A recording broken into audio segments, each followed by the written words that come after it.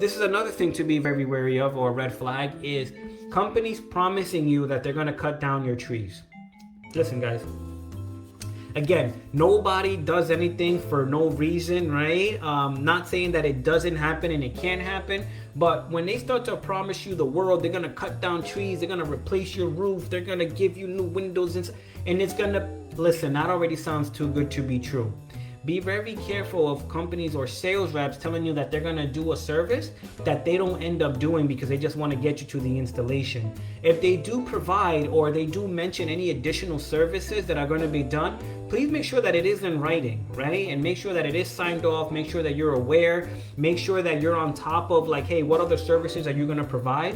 Because let me tell you, most people that tell you, hey, we're gonna cut down your trees, or I'm gonna do your re-roof, they're probably gonna subcontract your work, right? They're not gonna do it in-house, right? We do have some companies that do roofing and solar in-house. That's great.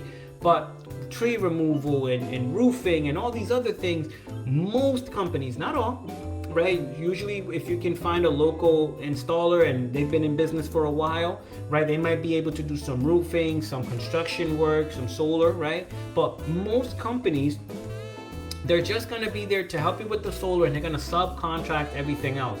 So be very aware of that, right? Because, let's just say you go with a company, they say they're going to remove the trees, but then they're really subcontracting it, and then they don't have no control over what happens. Then you're kind of left basically in a situation where, sure, you got solar on your home, but maybe it's not working as optimal as it should be, right? Maybe you're not getting the production that you need. Make sure, very, very important, that whatever it is that they told you, make sure that whatever it is that they told you, that it is in writing. Make sure that you understand that if they said, hey, we're going to install 20 panels, make sure that they install 20 panels. And if they don't, please understand why. Emron, thank you so much for the other comment. Basically, like it, trimming and cutting will be subsidized along with the solar tax credit. That is a possibility that it can happen. Again, any kind of project that you include in the solar, if you finance it or you pay for it cash, right? Those are the only options where you will see that it will get subsidized by the federal government. You can get the 30% deduction from the total overall cost.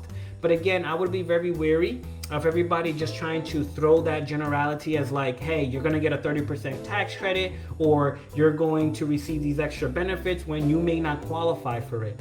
With a PPA, typically they're going to include it in the monthly cost. So if they say, hey, I'm going to do all these things, I'm going to do it for free, nobody's going to do it for free. It's typically going to be included in the monthly cost. So just make sure that you're aware of that. Again, it doesn't mean that it's a bad thing. It doesn't mean that you can't benefit from it, but you want to make sure that you're highly aware of that being the case, okay?